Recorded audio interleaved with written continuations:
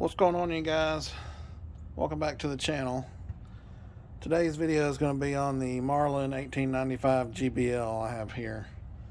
I purchased this rifle back, well, it was back probably in early December.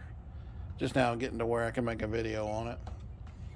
I wanted to shoot it and kind of do a little bit of research on the rifle itself and get that way I can give you my opinion on it. I'll give you a little bit of history on the 1895. Of course, 1895 denotes when the rifle was created back in 1895. Marlin had, best that I can find in my research, there was around 20,000 rifles sold in 1895.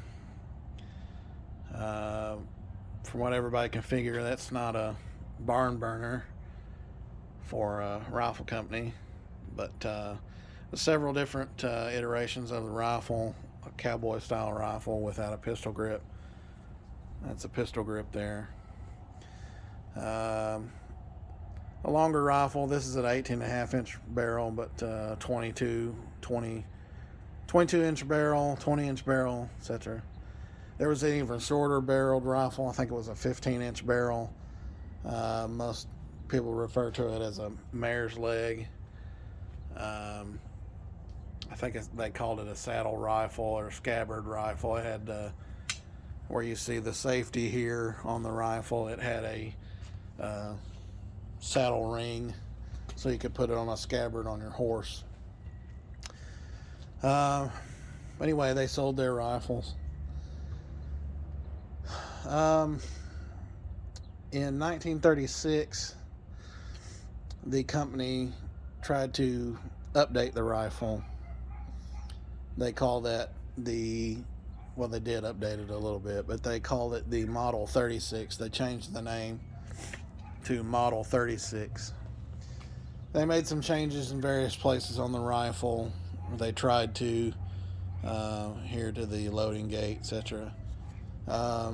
Didn't go over very well. Number of reasons.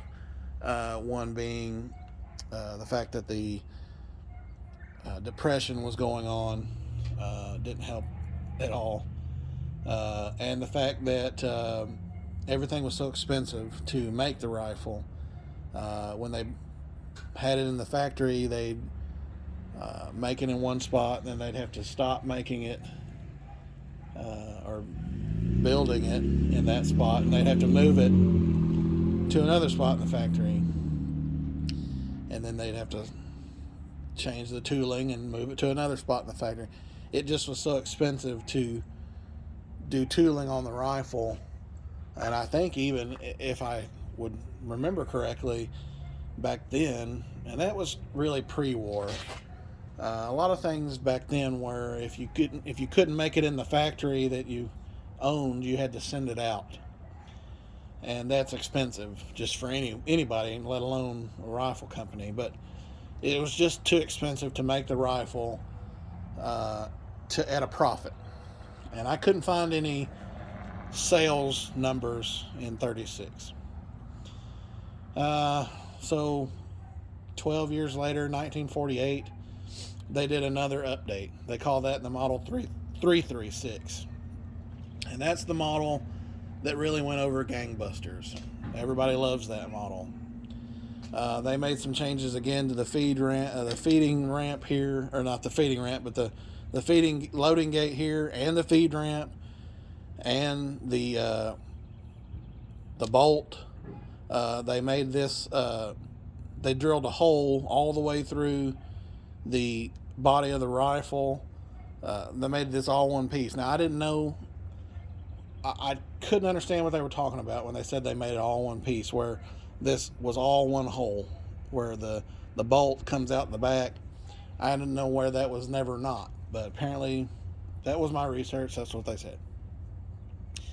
They just made everything better. Everything was better alloys, better metals, better, just better everything. So everything was better. And now, when the 336 was invented, there's 5 million weapons sold out of the Model 336. Now, when I say Model 336, that's every caliber that they sell in the 336. You know, the 3030s, the 357s, 44 mags, whatever they sell in Model 336, that's what they sell. So that's the iteration you see here is Model 336. Now it could be I don't know if that's the cowboy action or the cowboy style with the CBA or whatever it is with the no pistol grip, but I just know that this right here, the 1895, is the 336. But anyway, let's get to where this sort of style kind of comes back into play. So 1970 rolls around and they create a, what do they call it? Carbine rifle.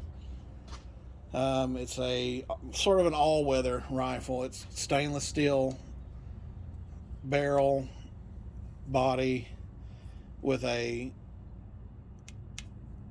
not polymer but black forearm and stock.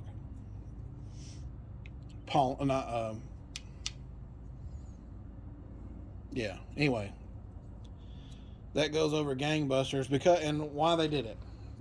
18-inch barrel, full tube bag.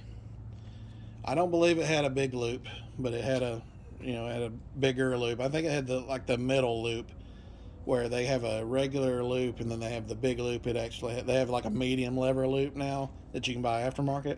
A lot of people replace these. But here's why they did it. Marlin had been listening to hunters over the years because 4570 had been used for hunters since back in the day, ever since government had come out with it for big game, for any game really, but mostly for big game out west. And they used them in the rolling blocks and the high walls and the CBs and the longer rifles because you could shoot far with them at a certain rifle, and you could shoot heavy game with them. Well, it fell out of use with hunters because, well, other rounds were created. 308, 30-06.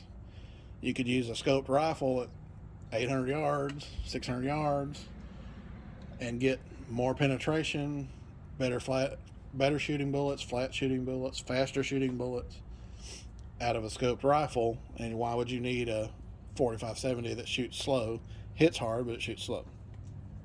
And just out of the round, you could just do better with a different round. So it fell out of favor. Other than with cowboy action shooters, you can load it down and you can shoot all day with it and not hurt yourself. So what happened was hunters were getting tired of using their bolt action rifles in the woods, because if you're shooting within 100 yards of an animal within 100 yards, you don't need a rifle that can shoot 500 yards. You need something that can shoot 100 yards or less. So Marlin and other companies, but we're talking about Marlin, said, hey, we're going to create a carbine style rifle, and your guide guns were created. So this is the 1895 GBL guide gun. Guide, 18.5-inch barrel, 30 some odd inches long, 36 I think, I can't remember, 32, something like that. Full length tube, 6 in 1, 6 in the tube, 1 in the chamber. So that's the guide part. BL, big loop lever. So if you got big hands or gloves on, that's the loop for you. It's got a wood stock and forearm, laminate. Everybody keeps saying it is a wood grain, laminate wood. Very nice, actually.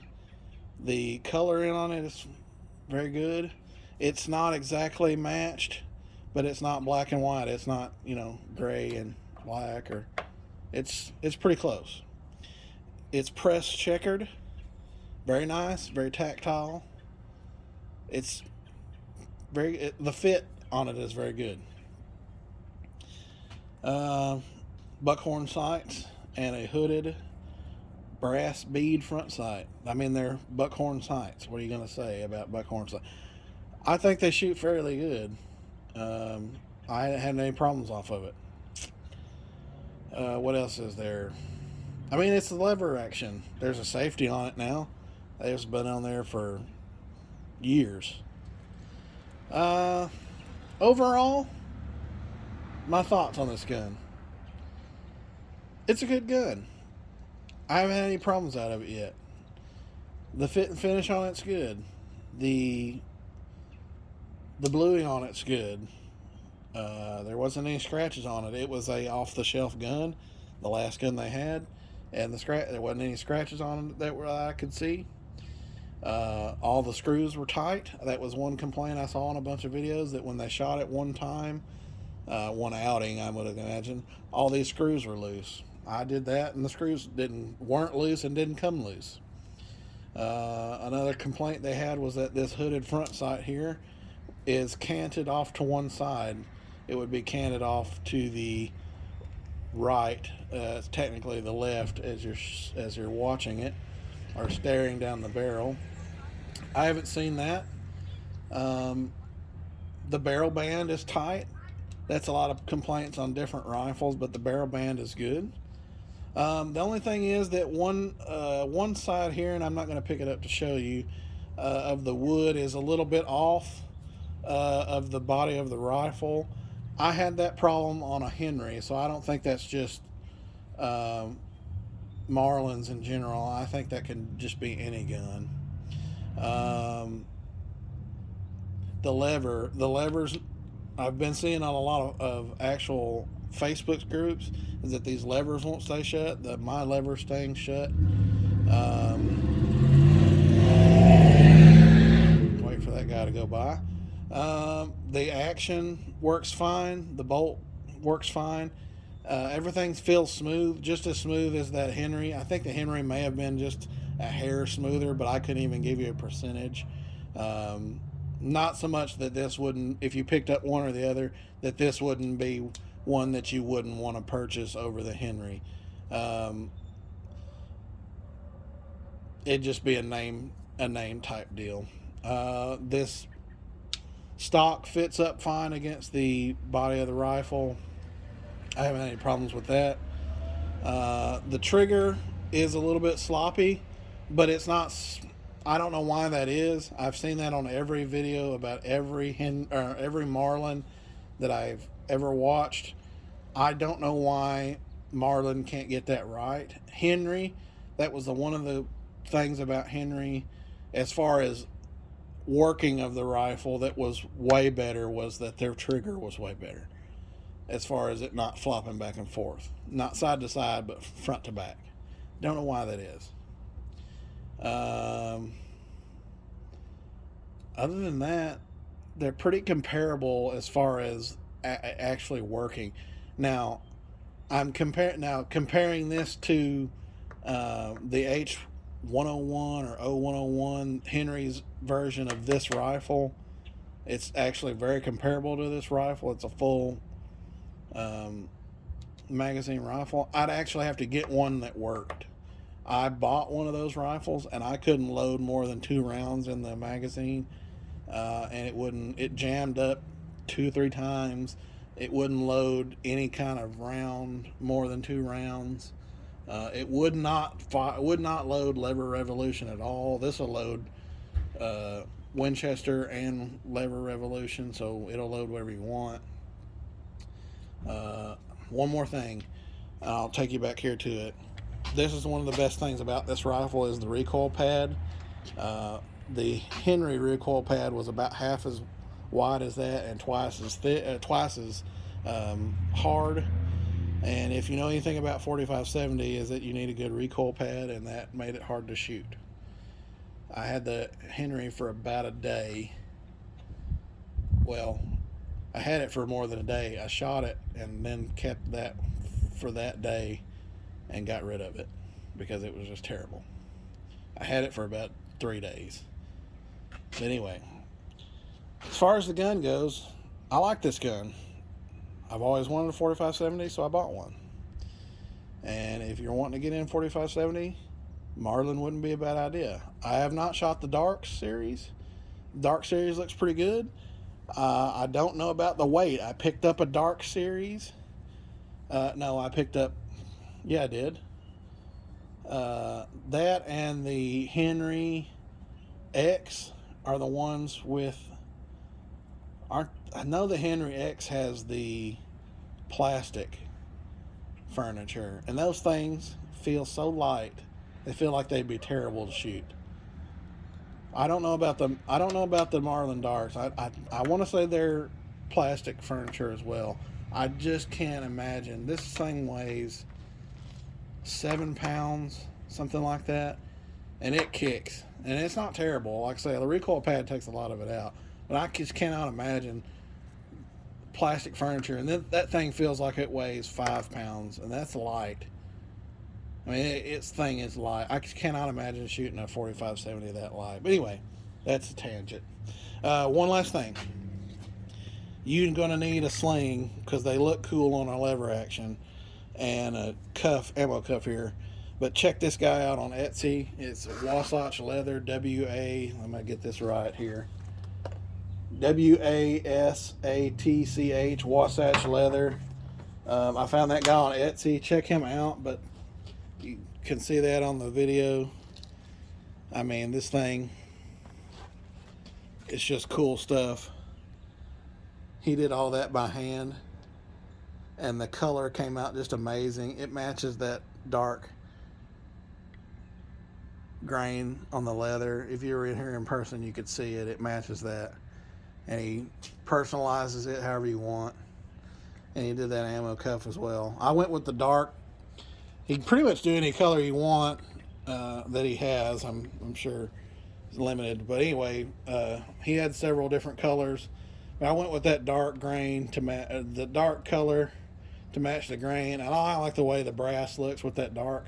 I mean, it just sets it off. Anyway, thanks for watching. We'll do another video pretty soon.